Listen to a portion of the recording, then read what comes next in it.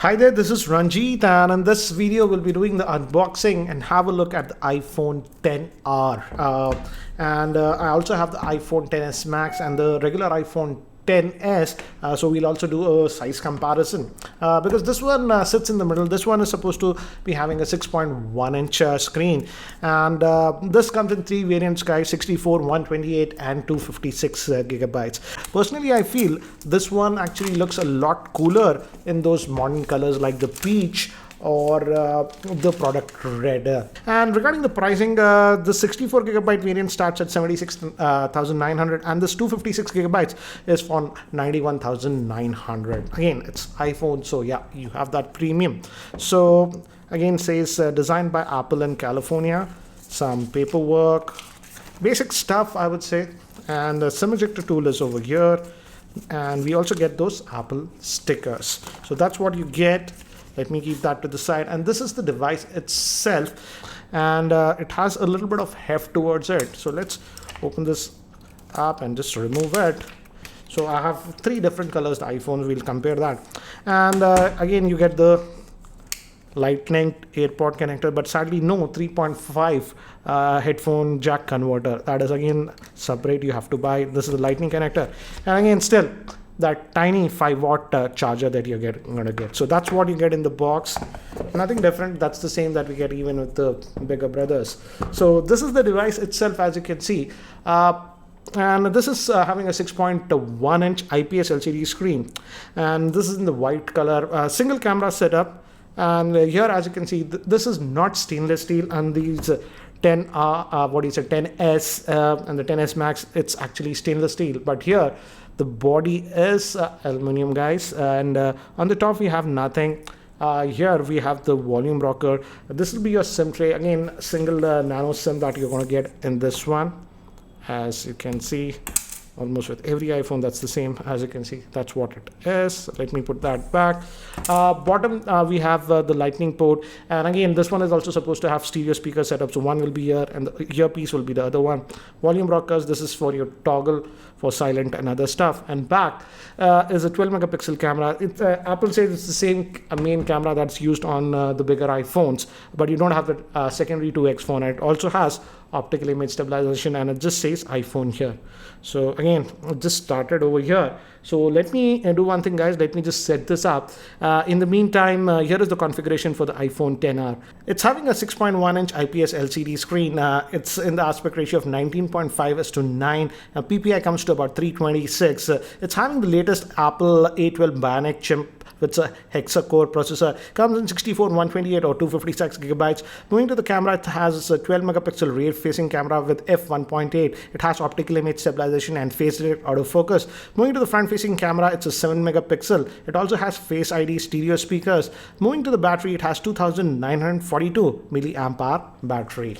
So guys, I've just set it up, and if you guys already have an iPhone, actually just bring the old iPhone near the new one and it'll automatically detect it and actually transfer everything. And as you can see, it's actually transferring stuff right now from the iCloud, but it'll be an exact replica. All your data and stuff will be there. Anyways, I'll show you the comparison later on, but as you can see, this is the one, and this is having a 6.1-inch screen, and it's a 720p HD plus screen. And I was very skeptical about the screen, how would it be? But as of now, as you can see, the screen quality is really good. It's IPS panel, so the viewing angles are actually really good. This is the iPhone XS, as you can see, side by side. This one actually looks pretty cool. And in terms of size, this one, the new XR, sits in the middle.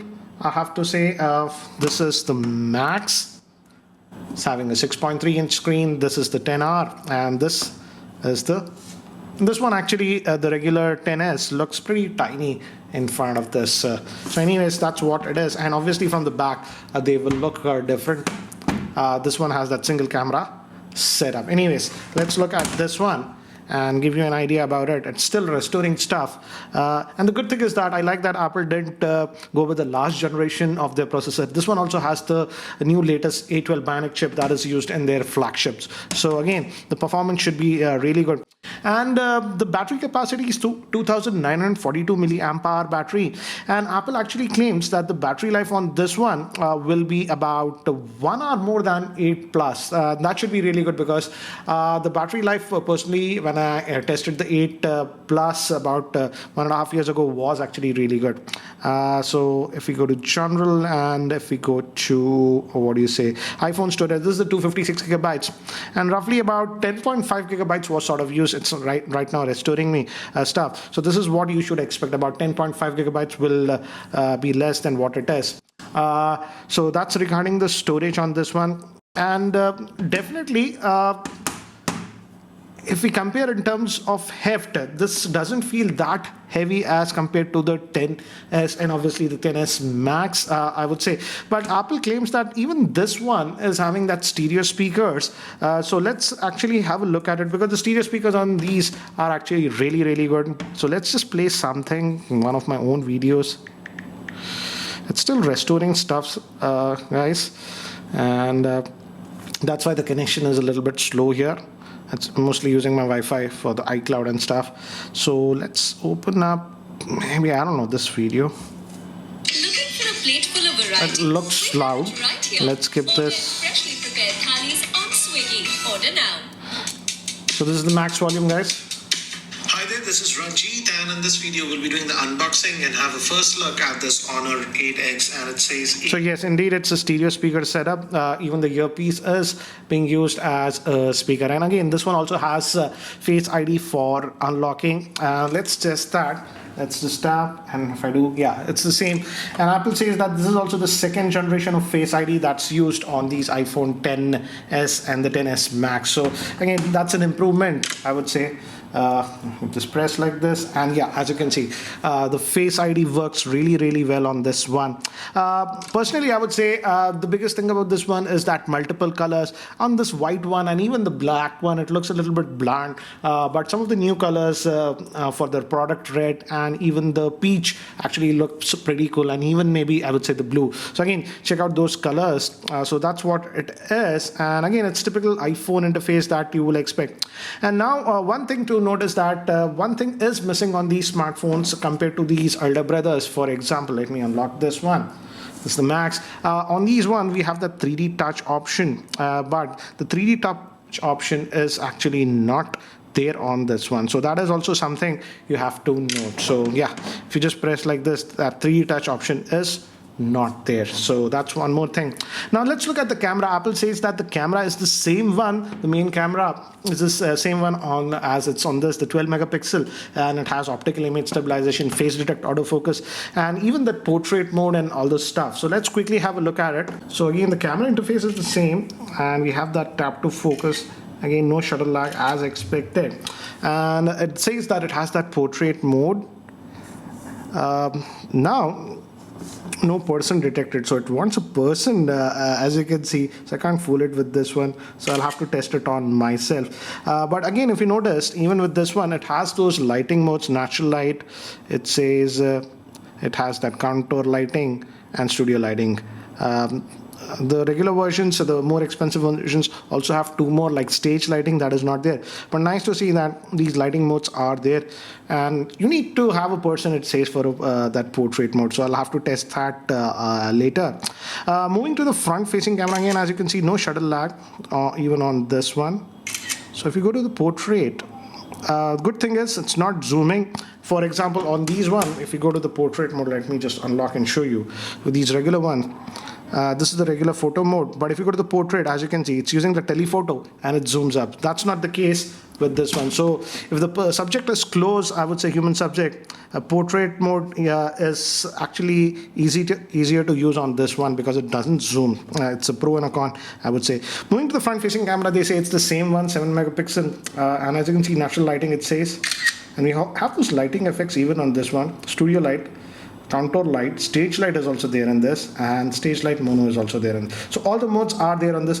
Particularly if you notice closely, is natural light, how it looks. And I feel it looks the best in the studio lighting. It lights up my face in both the modes. So this was the lighting effect. And if you go to edit, and if we loading. It's loading the photo. So you have that aperture also, as you can see. Notice this background blur that I'm able to do. So all those stuff that you're finding on those bigger ones can also be done. But let me do one thing, guys. I'll just discard this one.